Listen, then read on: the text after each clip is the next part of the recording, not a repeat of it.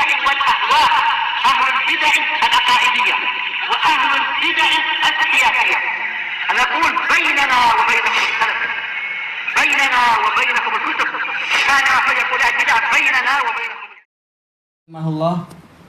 Wa qala ta'ala dzalika wa may yu'azzim sya'airallahi fa innaha min taqwal qulub. Yang demikian itu adalah, dan barang siapa mengagungkan syiar-syiar Allah, maka sesungguhnya itu adalah termasuk dari ketakwaan hati. Sya'air yaitu jamak dari syiar, yaitu sesuatu yang menjadi perlambang untuk Allah Ta'ala. Lambang dari apa? Keagungan Allah Ta'ala. Di antaranya syairullah adalah adzan, di antaranya syairullah adalah pertemuan kaum muslimin di hari Jumat, di antara syairullah adalah yaitu apa? Manasik haji, Safa dan Marwah, demikian pula tawaf di Baitullah dan seterusnya. Itu semua adalah syiar-syiar Allah. Dan yang diinginkan oleh Imam An-Nawawi di sini yaitu bahwasanya mengagungkan Ahlul Bait Nabi SAW adalah termasuk syiar Allah. Taib, karena agama Islam ini adalah agama yang pertengahan. Mereka mengagungkan Rasulullah SAW dan juga menghormati keluarga beliau. Dan mereka tidak termasuk orang yang berlebihan sampai menjadikan keluarga Nabi itu bagaikan rob-rob selain Allah. Taib, ini bukan syiar Allah demikian itu, tapi ini adalah syiar kesyirikan, bukan lagi syairullah. Jadi ayat ini digunakan sebagai apa? Sebagai bantahan kepada kedua belah pihak yang berbuat dolim. Yang pertama adalah pihak yang menghinakan Ahlul Bait dari kalangan Nawasib yang di Syam pada waktu itu dan yang seterusnya, yaitu di waktu zaman Ali bin Abi Thalib. Karena berarti apa? Mereka tidak mengagungkan syiar-syiar Allah, karena di dalam ayat-ayat dan juga hadis-hadis telah apa? Telah ditunjukkan bahwasanya keluarga Nabi SAW itu harus dimuliakan. Ini bagian dari syariat Allah Ta'ala. Tayyib. Dan juga bantahan kepada kelompok Rafidhah yang mereka berbuat ghulu terhadap Ahlul Bait. Dan ini bukan lagi syiar Allah, ini adalah syiar kesyirikan, kembali ke zaman jahiliyah, mengagungkan orang-orang bangsawan sampai apa? Melampaui batas. Ini bukan syiar Allah, ini syiar jahiliyah. Tapi yang betul adalah syiar Allah, tidak berlebihan dan juga apa? Tidak bersikap kurang. Dan barang siapa mampu menjalankan itu, maka ini adalah bagian dari ketakwaan hati. Karena ketakwaan hati itu didapatkan dari apa? Menjalankan perintah dan menjauhi larangan, disertai dengan adanya apa? Pengagungan di dalam hati. Bukan hanya zahirnya menjalankan perintah dan menjauhi larangan, sementara hatinya tidak ikut. Bahkan hatinya itu ikut. Karena inti dari takwa bukan hanya di fisiknya, tapi bahkan di hati. Rasulullah SAW bersabda, "At-taqwa hahuna wa yushiru ila sadrihi salasan." Ketakwaan itu di sini. Dan beliau mengisyaratkan ke dada beliau 3 kali. Menunjukkan barang siapa orang itu dia secara fisiknya memang memuliakan syiar-syiar Allah, menunjukkan memang hatinya adalah hati yang bertakwa. Kembali kepada apa? Kembali kepada kejujuran, bukan hanya seperti munafikun. Dohirnya sholat, ternyata hatinya tidak ikut sholat. Tayyib. Kita baca hadis ini. Wa'an Yazid bin Hayyan rahimahullah qala in talaqtu ana wa Husain bin Sabrah wa Umar bin Muslim ila Zaid bin Arqam. Yang betul Umar, bukan Amr. Baik. Falamma jalasna ilaih, manakala kami telah duduk menghadap beliau, qala lahu Husain, maka Husain bin Sabrah mengatakan, laqad laqita ya Zaid khairan katsira. Sungguh wahai Zaid, Anda telah menjumpai kebaikan yang banyak. Ra'aita Rasulullah SAW wa sami'ta hadisah. Anda melihat Rasulullah SAW dan Anda mendengar hadis beliau. Nah, ini adalah keagungan yang sangat besar. Amalan apapun orang setelah mereka tidak akan mampu mencapai mangkobah mereka, para sahabat. Wa ghazauta ma'ah, dan Anda berperang bersama beliau. Jihad nilainya sangat tinggi. Bagaimana dengan jihad membela Nabi SAW? Nabi waktu itu masih ada. Tentunya keutamaannya betul-betul di atas keutamaan-keutamaan dari jihad yang lain. Wa shallaita khalfah, dan Anda sholat di belakang beliau. Al-imam dhamin, imam adalah penjamin. Kalau imamnya bagus, maka sholatnya makmum pun bagus. Gimana kalau imamnya adalah makhluk yang terbaik dan yang sholatnya paling sempurna, yaitu Rasulullah? Betul-betul apa? Pahala yang didapatkan Zaid bin Arqam itu sangat agung dan sangat besar dan seterusnya. Ini yang beliau inginkan. Baik. Kemudian Mengatakan apa? Laqad laqita ya Zaid khairan katsira. Kesimpulannya apa? Kembali ke kalimat pertama. Sungguh wahai Zaid, Anda telah menjumpai kebaikan yang banyak. Haditsna ya Zaid ma sami'ta min Rasulillah sallallahu alaihi wasallam. Sampaikan hadis kepada kami wahai Zaid, apa yang Anda dengar dari Rasulullah SAW. Qala ya bna akhi, wallahi laqad kabirat sinni wa qaduma ahdi. Wahai anak buahku gitu ya, anak dari saudaraku. Demi Allah sungguh usiaku ini sudah tua dan masa wa qaduma ahdi, yaitu zaman perjumpaan dengan Nabi itu sudah lama. Maksudnya bagaimana? Ini perkara sudah lama sekali, mungkin saya sudah tidak hafal. Makanya beliau mengatakan wa nasitu ba'dalladzi kuntu a'i min Rasulillah sallallahu alaihi wasallam. Dan saya lupa sebagian dari apa yang dulu pernah saya hafal dari Rasulullah SAW. Fama haddatstukum faqbalu.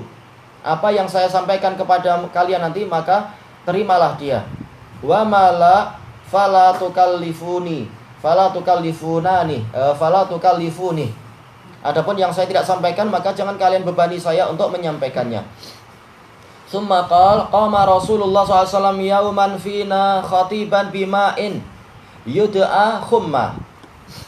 Rasulullah SAW pada suatu hari berdiri berkhutbah di tengah-tengah kami di perairan yang dinamakan Khum, yaitu Ghadir Khum.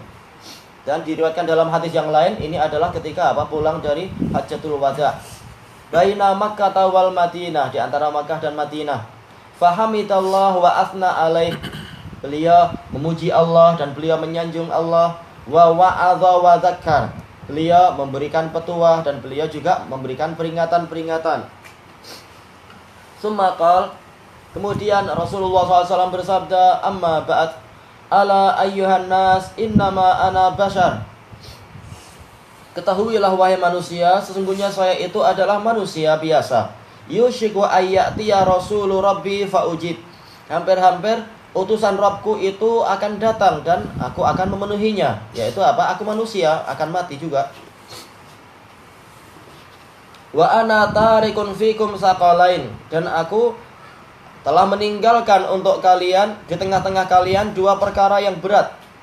Awwaluhuma kitabullah.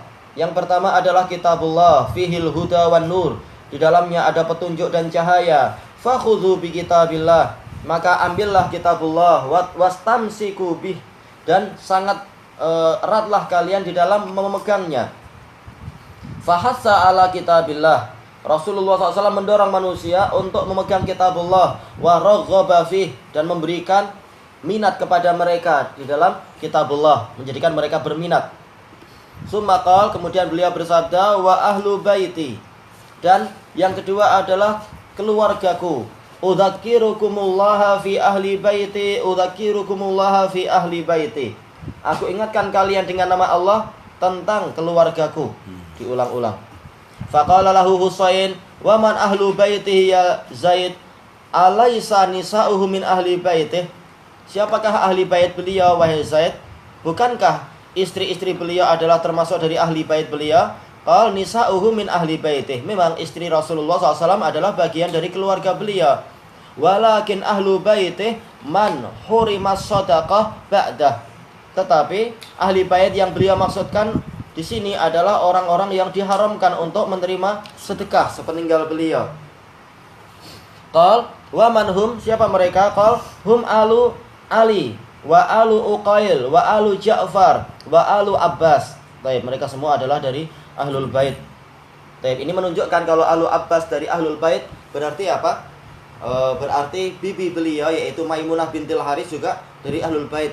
Istri Nabi sekaligus apa? Ahlul Bait yang tidak boleh menerima sedekah. Karena Alu Abbas dohirnya adalah apa? Dari ahli baitin Nabi juga. Maka ketika Bani Abbasiyah itu berkuasa, Imam Az-Zahabi mengatakan kami suka kalau kekuasaan itu dipegang oleh Ahlul Bait. Tetapi kalau kekuasaan itu dipegang dengan ribuan nyawa, bahkan 2 juta orang mati, apa faedahnya, kata beliau. Hasil pemberontakan dari Abu Muslim Al-Khurasani yang membela Bani Abbasiyah. Qal kullu haula harumas shadaqah. Apakah mereka semua diharamkan untuk memakan sedekah? Qal na'am. Iya. Pembahasannya besok insyaallah. Kita habiskan dulu yang ini. Wa fi riwayah ala wa inni tarikun fikum saqalain. Ketahuilah bahwasanya aku telah meninggalkan di tengah-tengah kalian dua perkara yang berat. Ahaduhuma kitabullah wa huwa hablullah. Yang pertama adalah kitabullah, dia itu adalah tali Allah. Manittaba'ahu kana 'alal huda. Barang siapa mengikutinya maka dia di atas petunjuk. Wa man tarakahu kana 'ala dhalalah. Dan barang siapa meninggalkannya maka dia ada di atas kesesatan. Tayyib ilahuna wallahu a'lam. Macam Abu Muslim Khurasani, dia melakukan pemberontakan. Dia membela Abu Ja'far Al-Mansur ya. Abu Ja'far itu nanti, tapi nanti. yang sebelumnya intinya adalah awal-awal dari dinasti Bani Abbasiyah. Abu Ja'far itu pemerintah yang kedua. Jadi pemberontakan macam tu macam mana? Adakah dalam Islam ni boleh atau Haram, dosa besar. Dosa besar. Cuma kalau sudah berkuasa juga, sudah, jangan kita runtuhkan lagi, kita ikut jalan mereka lagi. Tapi biarkan. Kenapa? Pemerintahan kalau terbentuk dengan cara yang dolim, maka yang berdosa adalah yang berbuat dolim itu. Nah, kita dilarang untuk melanjutkan pemberontakan lagi dan seterusnya, menumpahkan darah, nggak boleh. Makanya walaupun yang berkuasa adalah orang yang sebenarnya tidak layak berkuasa, yaitu orang-orang Habasyah, hamba sahaya lagi. Ini sama sekali nggak ada dalil kelayakan. Tapi kalau sudah betul-betul berkuasa, biarkan. Dengar dan taat, kata Rasulullah SAW. Mereka yang dosa karena Karena merebut kekuasaan.